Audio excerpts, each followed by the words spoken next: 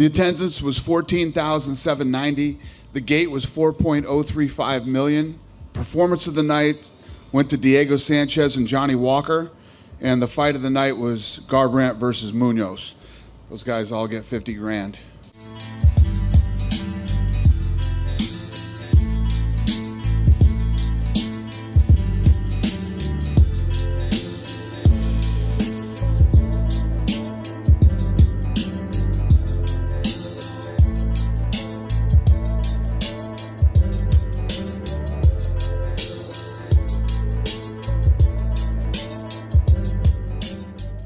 No, you didn't get the finish that you probably would have wanted, but still, overall, I know it's still fresh and you haven't watched it yet, but how do you feel about your performance tonight?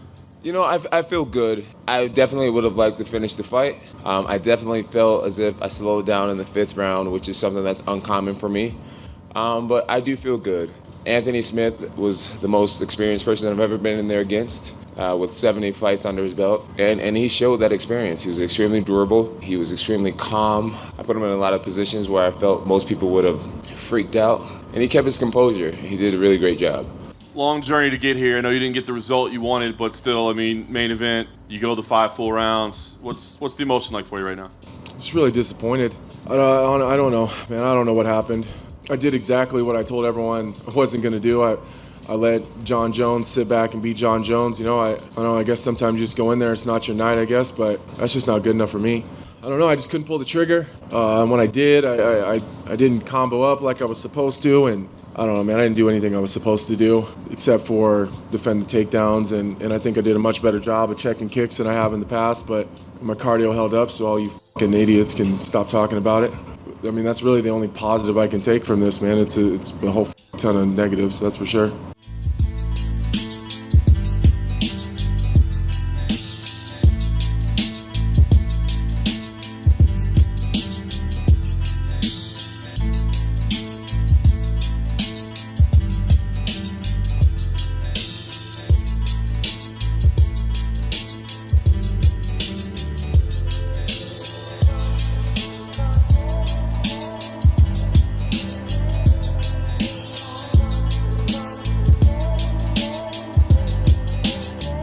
Almost got disqualified, so I'm just curious what you thought of his performance as a whole, and if you had flashbacks of Matt Hamill or something when he's... Yeah, it's always difficult when somebody does that. But, it's a weasel move if you try to weasel out of the fight if you're not really hurt and try to win the fight that way. You didn't win the fight.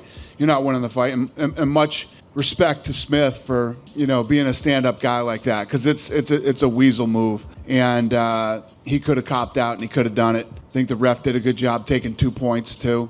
Yeah, and you look at the hand, it was right. Was it? It's one of those things. So much respect to Smith for doing what he did. It seems like, as dominant as John's been, you used the phrase a lot of times, clean out the division. He's cleaned it out many times over. Yep, so there doesn't seem to be a guy that you sit there and say, that's the guy to fight with Jon Jones. So do you push him to heavyweight? Like, what do you do with him to get a... You don't want to see Thiago Santos fight Jon Jones? No, I didn't say that. Kevin Elliott doesn't want to see it, but I do. So, and with Jon, like he's that kind of guy that it seems like he's such a big star that he rises to the occasion, knocking out DC and the thing. And so that's why I say, No, you're right. I'm not sure how he would view Santos, but I know how he would view Brock Lesnar or DC. I love the Thiago Santos fight. I love that fight. I would love to see him versus Jon Jones. The Brock fight is Cormier's. When Cormier's healthy, that's his fight. And plus, Brock has WWE obligations right now, or believe me, he'd be calling me. So that's the fight to make. Had the illegal knee. It looked like maybe there was an illegal kick before that as well. I don't know if that landed or not, but give me an idea kind of what was going through your head as those sequences unfolded, and were you worried? Because we were told that because the foul was ruled intentional, if Anthony could have continued, you would have been disqualified. Yeah, that was. The first kick, I definitely aimed for his body, and that's where it landed. The illegal knee was totally unintentional.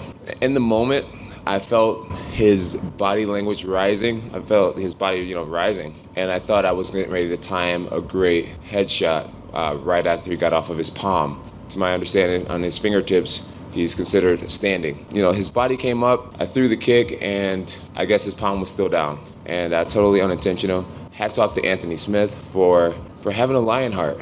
I think the average person would have used that as a way out and became a world champion. And, I mean, I did an illegal blow. And he decided to allow the fight to continue. And I'm so proud of him for just being a real warrior out there and continuing to fight. Dana was here earlier, and he said, Thiago Santos looks like the right fight for you next. Give us your take on that. Do you believe that's the right fight for you? You know, I'm going to talk with my coaches and see what they want me to do, you know. So there's a lot of great fighters in the UFC. Everyone's looking so impressive. And whoever it may be, I'm here to defeat them all. Can you explain what happened? Both, he seemed to have that illegal kick to the head first, and then the illegal knee. First, the kick, did that get through to your face, and then the knee? Can you kind of talk us through sort of what your thought process was after that landed? Yeah, the kick was hard. The kick was really hard. And I kind of got lost for a second, trying to figure out. It was one of those times, like, was I on my feet? I couldn't figure out if it was illegal, and I realized, like, no, I was sitting on my ass. And Herb said that it was to the body, so we kept on going. And then the knee happened, and again, it's confusing when shit like that happens because you're not expecting it because you're down, which is exactly why I wasn't coming straight to my feet because Jon times that stuff so well. You kind of got to time it perfectly. So I don't know, man. It was the two hardest shots I took all night.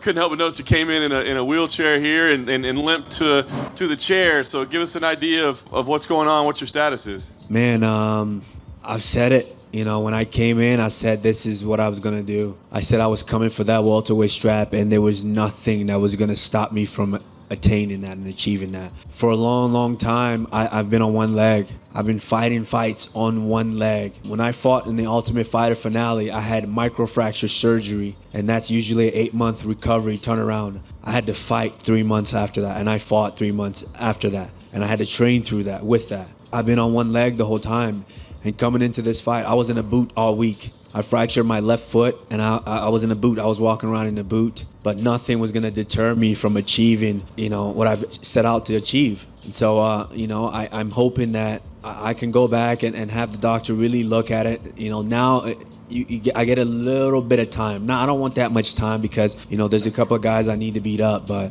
I need a little bit of time to let these injuries heal so I can not just be 30%, so I can be 100% inside that cage. I'm sure you saw Colby Covington cage side. I mean, is that the right fight for you? Can I curse up rematch. Here? What's that? Can I curse up here? Of course you can. I want to fuck that guy up so bad. I can't be in a room with that guy. I can't be in a room with him. It's like, I just can't. And, I can't wait to be healed up and really get to put my hands on him. You know what? That's one I'm going to enjoy, brutalizing him. Tyron, I'm sure it's, not a fun moment for you right now, but give us an idea, just the emotion that you're feeling right now. I beat a lot of ass in my day, and I've also been knocked down, had to bounce back. So I can give you a million excuses on earth, but I can tell you right now that I was prepared, I was ready. Even in the warm-up, I felt extremely sharp. And sometimes you just have those fights when you go out there and it's like a badass dream. You want to punch hard, but you don't punch. You want to move forward, but you're stepping back. So I had too many moments in there, and Kamaru, he came out there and he won. So I still believe I'm the greatest welterweight of all time. So now my path is getting back and getting a belt. Sometimes everyone thinks that, proving that means you go on a streak and you don't lose and you're undefeated. But sometimes the greatest champions have to face adversity and bounce back and win. So I'm looking to try to run that fight back. Did something surprise? Was his strength, his pace, was it surprising to you? I mean, what happened?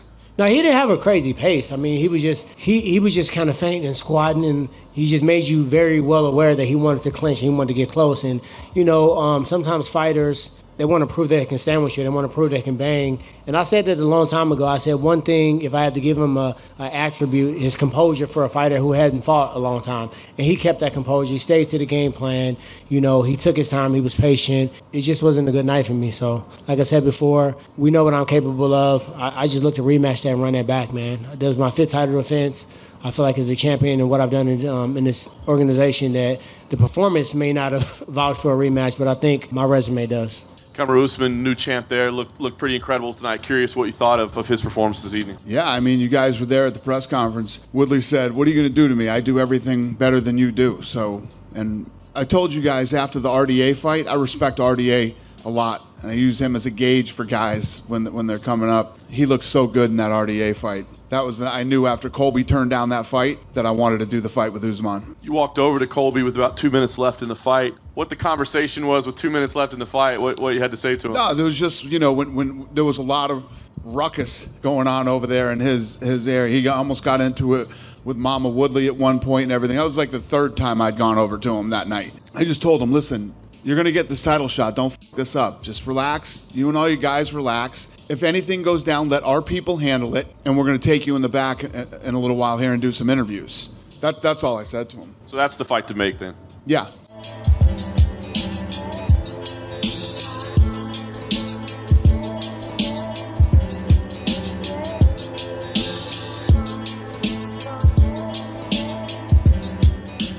Can you just give us an idea of kind of what your emotion is after what looked to be a pretty controversial ending? I mean, shit happens in there. Sometimes there's mistakes being made. Herb checked on me, and when he checked on me, I gave him the thumbs up, and he came in there. I couldn't hear him talking because of how the choke was on. My head was on his body on this side, and his arm was over here, so I couldn't hear him talking. And I'm not going to just dangle a hand there, so I just put it down, and then when he checked, I gave him the thumbs up and looked right at him. I was like, hey, man, I'm good.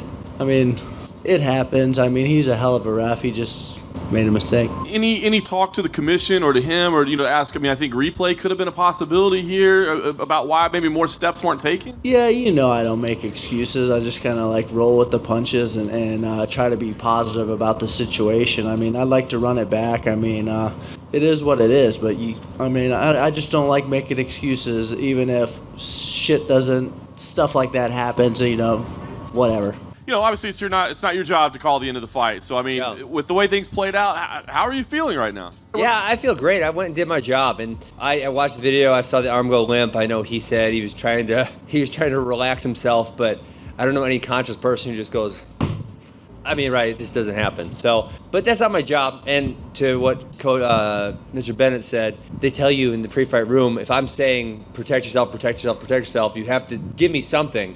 And, he said he couldn't hear me, but there's definitely nothing, my arm's here, so there's definitely nothing over that one ear.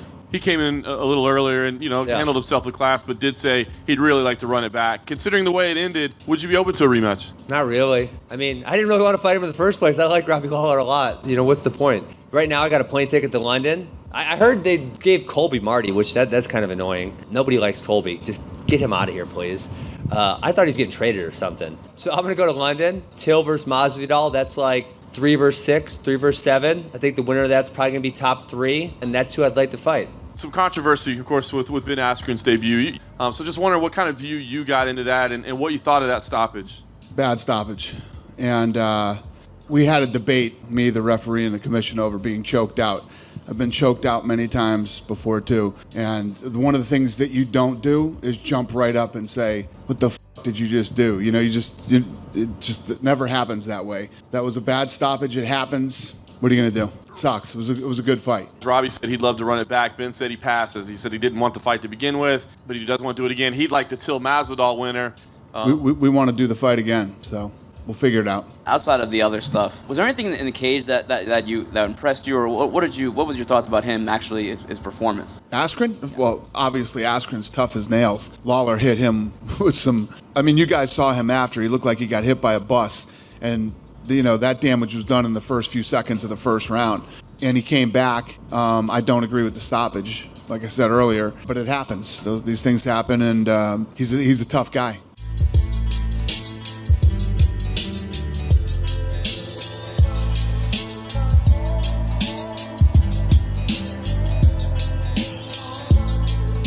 Cody Garbrandt is 3 losses in a row now.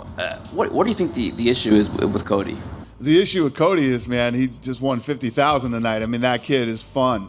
He's fun to watch, and he got clipped, and he got hurt, And I think he just went into war mode, man. He knew he was hurt, so he said, I need to take him out right now. And he just started bombing, trying to finish that fight. And it was one of the most exciting few minutes of a fight that I've seen in a long time. You know, he's that kid. He gets clipped, he got hurt, and he went into war mode.